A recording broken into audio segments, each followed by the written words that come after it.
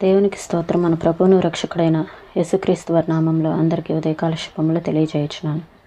ఈరోజు దేవుని వాగ్దానము రోమాపత్రిక 8వ అధ్యాయము 26వ వచనము. మనము యుక్తముగా ఎలాగ ప్రార్థన చేయవలెనో మనకు తెలియదు. మనకి చాలాసార్లు దేవునితోటి ఎలా మాట్లాడాలి, ఎలా ప్రార్థన చేయాలి అనేది కొన్నిసార్లు ప్రార్థన చేసుకునే వాళ్ళైనా కొన్నిసార్లు దేవునితో ఎలా మాట్లాడాలి, అసలేం మాట్లాడాలి అనే డౌట్ వస్తుంది కొన్ని సందర్భాల్లో. కొంతమందికి అయితే అసలు ప్రార్థన ఎలా చేయాలి దేవునితోటి అనే ఆలోచన వస్తుంది. కొంతమందికి చుట్టూ ఉన్న పరిస్థితులు, సమస్యలు అలుముకున్నప్పుడు ప్రార్థన చేయటానికి మనసు రాదు, ప్రార్థన చేసుకోలేకపోతున్నాను అనే ఆలోచన వస్తుంది. అలాంటి సమయంలో ప్రార్థన ఎలా చేయాలి అనే వాళ్ళకైనా ఎవరికైనా ఏ సందర్భంలోనైనా మనము కొంత సమయాన్ని కేటాయించుకొని మనము దేవునితోటి గడపాలి అనే ఒక ఆలోచనతోటి దేవుని దగ్గర, దేవుని పాదాల దగ్గర ఉన్నట్లయితే ప్రార్థన ఎలా చేయాలో ప్రభువే మనకి నేర్పిస్తారు. మన క్రైస్తవ అనుభవాల్లో మనకి ఎక్కువసార్లు బోధపడనిది ఏమిటంటే మన ప్రార్థనలకి జవాబు. మనం సహనం ఇమ్మని దేవుణ్ణి ప్రార్థిస్తాము. దేవుడు దానికి జవాబుగా మనల్ని వేధించే వాళ్ళని పంపిస్తాడు. ఎందుకంటే శ్రమ ఓర్పును అభివృద్ధి చేస్తుంది. మనం విధేయత కోసం ప్రార్థిస్తాము. దేవుడు మన మీదకి శ్రమలను పంపుతాడు. ఎందుకంటే మనం శ్రమ పడుతూ ఉన్నప్పుడే దేవునికి లొంగటం నేర్చుకుంటాము. మాకు నిస్వార్థపరత ప్రసాదించమని అడుగుతాము. ఇతరుల భారాలను నెత్తిన వేసుకొని మన సోదరుల కోసం ప్రాణాలు పెట్టవలసి వచ్చే త్యాగం చేయటానికి అవకాశాలను దేవుడిస్తాడు. మనం శక్తి కోసం, నమ్రత కోసం ప్రార్థిస్తే సైతాను బంటు ఎవడో వస్తాడు.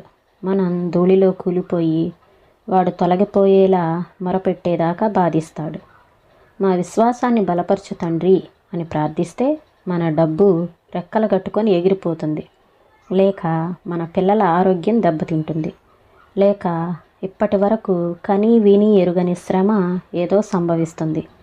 అప్పటిదాకా ఎలాంటి విశ్వాసాన్ని మనం అలవరుచుకోలేదో అలాంటి విశ్వాసం మనలో చిగురించటం మొదలు పెడుతుంది.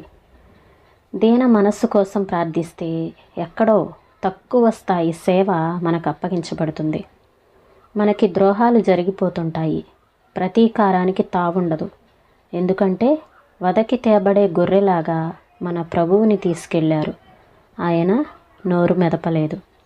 ప్రసన్నత ప్రసాదించమని ప్రార్థిస్తాము. వెంటనే మన కోపాన్ని, దురుసుతనాన్ని రేపేలా ఏదో ఒక శోధన వస్తుంది. ప్రశాంతత కోసం ప్రార్థిస్తే మనసు అల్లకల్లోలమైపోయే సంఘటన. ఇందు మూలంగా దేవుని వైపు చూచి ఆయన నుండి నేర్చుకొని ఆయన అనుగ్రహించే శాంతిని పొందుతాము. మనలో ప్రేమ పెరగాలని ప్రార్థిస్తాము. దేవుడు ప్రత్యేకమైన బాధలను మనపైకి రప్పించి ప్రేమ లేని మనుషుల మధ్య మనల్ని పడేస్తాడు. మనస్సుని గాయపరిచే మాటలు, హృదయాన్ని కోసే మాటలు వాళ్ళు ఎడాపెడా మాట్లాడేస్తారు. ఎందుకంటే ప్రేమ దయగలది, దీర్ఘశాంతం కలది. ప్రేమ అమర్యాదగా ప్రవర్తించదు, కవ్వింపుకి లొంగదు, అన్నింటినీ సహిస్తుంది, అన్నింటినీ నమ్ముతుంది, నిరీక్షణతో ఓర్చుకుంటుంది, ఎప్పుడూ మాట ఇచ్చి తప్పదు. మనం యేసు పోలికగా మారాలని దేవుణ్ణి వేడుకుంటాము. సమాధానంగా శ్రమల కొలిమి పాలు చేయటానికి నిన్ను ఎన్నుకున్నాను అని జవాబు వస్తుంది.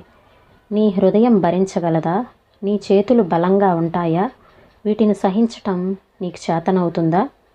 శాంతి విజయాలను సాధించే ఏకైక మార్గం ఏమిటంటే ప్రతి పరిస్థితిని, శ్రమని ప్రేమమూర్తి అయిన దేవుని నుండి నేరుగా స్వీకరించి మేఘాలకు పైగా పరిశుద్ధ స్థలాల్లో సింహాసనం ఎదుట నివసిస్తూ మన ప్రకృతిపై ప్రసరిస్తున్న దేవుని మహిమను, దేవుని ప్రేమ చొప్పున తిలకించటమే. శక్తినిమ్మని వేడుకుంటే కొంతకాలం అందరూ చేయి విడిచి ఒంటరి చేశారు.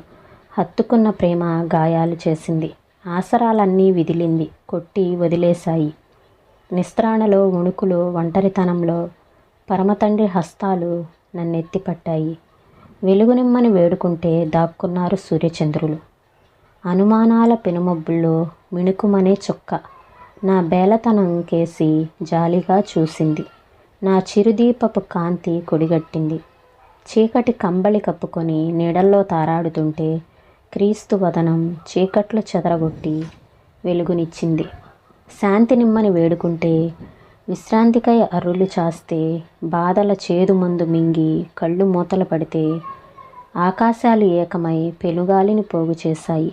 పగవారు కత్తులు నూరి సన్నద్ధులయ్యారు. పోరాటం రేగింది, పెను తుఫాను సాగింది. ప్రభువు మృదువైన స్వరము వినిపించి శాంతిని తెచ్చింది. ప్రభువు వందనాలు, నా బలహీన ప్రార్థనలు పరిగణించి నా విన్నపానికి భిన్నంగా దయచేసే జ్ఞానవంతుడువు. జవాబుగా ఇచ్చిన ఈవులే ఊహకి మించిన దీవెనలైనాయి. వరప్రదాత, నా ప్రతి ప్రార్థనకు నీ జ్ఞానం చొప్పున నీ సమృద్ధిలో నుండి నా మనస్సుకి పట్టని ఈవులు ప్రసాదించు. ఈ మాటలను ప్రభువు మన వినికిడిలో దీవించునుగాక. ప్రార్థన చేసుకుందామండి. స్తోత్రం తండ్రి, పరిశుద్ధుడా, ప్రేమ కలిగిన దేవా.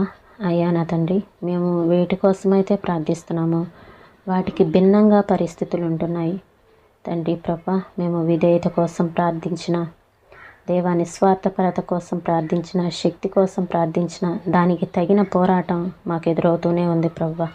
దీన మనస్సు కోసం ప్రార్థిస్తే ప్రభా మాకు నాయన వ్యతిరేకతలు ఎదురవుతున్నాయి ప్రభా. ప్రసన్నత ప్రసాదించమని ప్రార్థిస్తాము, కానీ దానికి వ్యతిరేకంగా మాలో కోపం రేపేలా నాయన శోధనలు వస్తున్నాయి తండ్రి.